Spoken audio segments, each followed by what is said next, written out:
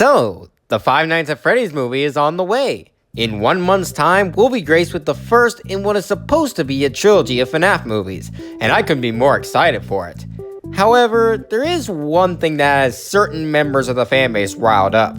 Starting out, the movie's official rating had yet to be revealed to the public, with only a handful of rumors suggesting that it was going to be rated PG-13, and the idea that ruffled the feathers of many fans. People believed that the movie should be rated R instead if it wanted to be truly scary.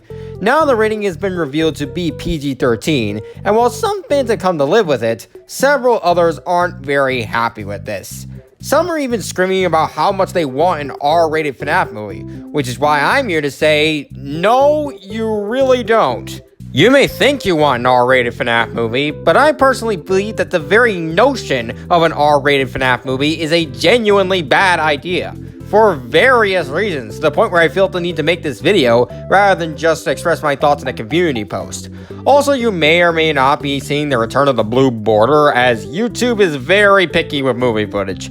Maybe I can get away without having it in the video, but if I can't, you'll be seeing the border again. With that said, let's list off the reasons why the FNAF movie doesn't need, nor should have, an R rating. Number 1. R ratings don't fit FNAF. Most people who want the movie to be R-rated are under the impression that it would give FNAF a lot more freedom to be scary. However, when you actually look at the games themselves, they've never gone far enough to receive an M rating, which is the R rating equivalent in the gaming landscape. Every single game in the franchise, including Security Breach, has been rated T for teen, which is the PG-13 equivalent in gaming.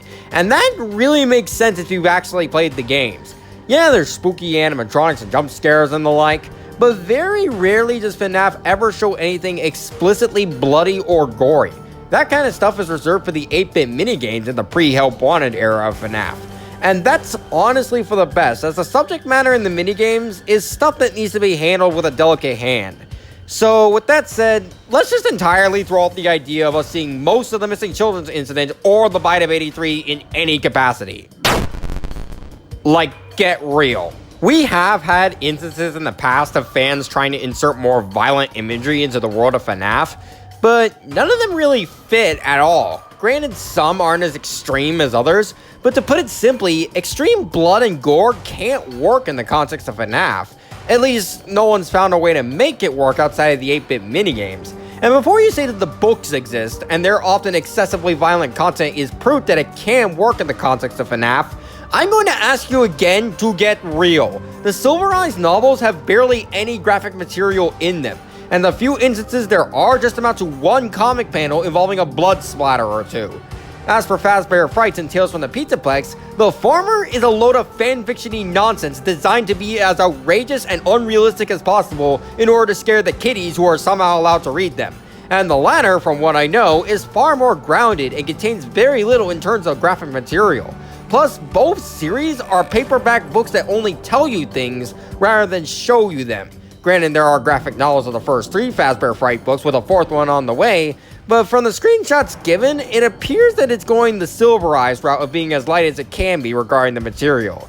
Though I wish the artist good luck on some of the weirder stories. When you actually look for any time FNAF has been even remotely bloody and gory, there are only 3 real instances, those being the FNAF 1 Game Over screen, Springtrap's design, and Michael getting scooped in sister location. And even then, there's an asterisk on all 3 of those. The idea of being stuffed into a Freddy suit as described by Phone Guy is pretty disturbing, but in the actual Game Over screen, there's not much actually here in terms of gore. You got the eyeballs hanging out the sockets, but that's it. The suit isn't bloody or anything, it's a normal Freddy suit save for the eyes. Springtrap's design is really disturbing and graphic, but in the actual game, you don't see a whole lot of it through the static. There are a couple of camera angles that let you see some of it, but other than that, not much is really seen, and even less is seen when we look at Scrap Trap and Burn Trap, the latter having his skull exposed. Lastly, Michael getting his organs scooped sounds really brutal, but the actual moment once again doesn't feature much blood and gore on the scooper. There's a red screen when the scooper hits, but it's virtually no different than a damage screen from a Roblox game. And Ennard forcing himself into Michael's body to take over his life is only alluded to in shadows and shown through the 8-bit minigames once again. Aside from those 3 instances, FNAF has never been bloody or gory anywhere else, So what makes you think the movie, written by the creator himself, Scott Cawthon, would suddenly be a bloodbath a la Halloween Kills? Number 2, PG-13 is not as restrictive as you think. For some reason, a lot of people believe that PG-13 is too restrictive for a horror movie, and that horror movies need to be rated R in order to actually be scary, which is such a narrow-minded way of looking at things. If you actually look at what PG-13 allows, you can have a moderate amount of adult themes along with some violence and even bloody images in your movie, which almost perfectly fits a FNAF movie. Like I went over, FNAF is rarely ever explicit regarding the violence in the games, and the few times it is, they're watered down enough to not really be as effective as one might think. Not to mention, it avoids most other adult themes fairly often. Obviously, there are exceptions like the designs of Toy Chica, Roxy, and even Ballora to some extent, and Security Breach has a couple mild swears, but other than that, the games don't really have much else in terms of explicitly adult themes, aside from the aforementioned murders and stuff. Plus, it's not like PG-13 horror movies can't be good. There are many horror movies out there that are PG-13 and very good. Hell, we got a more recent example this very year with Megan. That movie was rated PG-13, and it was able to get away with a kid getting his ear ripped off and then run over by a truck, a woman getting power washed to death with chemicals, and 2 dudes being stabbed by a guillotine paper slicer, albeit off-screen for one of them. I know people who've seen Megan are gonna bring up the unrated version released a while afterwards, and that many claim that version is the better version. However, not only is the PG-13 version the one that was both released in theaters and made them the most money, but what exactly does the unrated version add to an already great movie? Well, we got a couple F-bombs here and there, some extra gore effects for the power wash scene, and a blood splatter in the elevator. What are you people, vampires? How is this better? There's barely anything else added that's substantial, and yet this is what you people call the better movie? The movie is still largely the same, so I don't understand how very minor changes in the kills and dialogue are enough to elevate the movie from A tier to S tier. Also, you do realize that this is not how being stabbed works, right? You don't have a blood bomb inside you ready to explode when punctured. Technically you do, it's called your heart. Yeah, having a functioning heart doesn't explode when punctured. Same deal with the neck slice. There's no geyser of blood ready to erupt in a moment's notice. If anything, I'd say the off-screen stab was worse because that gets across what's happening without you needing to see it. The point I'm trying to make is, if Megan can be a great horror movie and make back 15 times its initial budget without any extreme blood and gore, why can't FNAF do the same when it's being made by the same studio? Number 3, is it necessary? I hate to sound like a prude because I'm not. I've played all these for Pete's sake. But is the bloodshed and violence in FNAF being shown really necessary? Do we really need to see the 5 kids get murdered in any number of ways by William Afton? Do we really need to see a child get his head crushed in the jaws of an animatronic bear? Hell, not just need, do you really want to see any of that? I've said this before, but there's a reason most of that stuff was masked by the 8-bit minigames. That kind of stuff is incredibly dark and needs to be handled with as much grace as it can. Every time I've seen a fan try to interpret these events, it's often in horrifically brutal ways that are just very insensitive.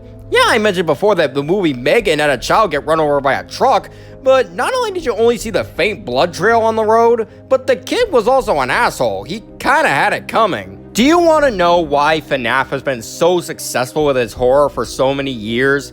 Because it lives by one simple rule.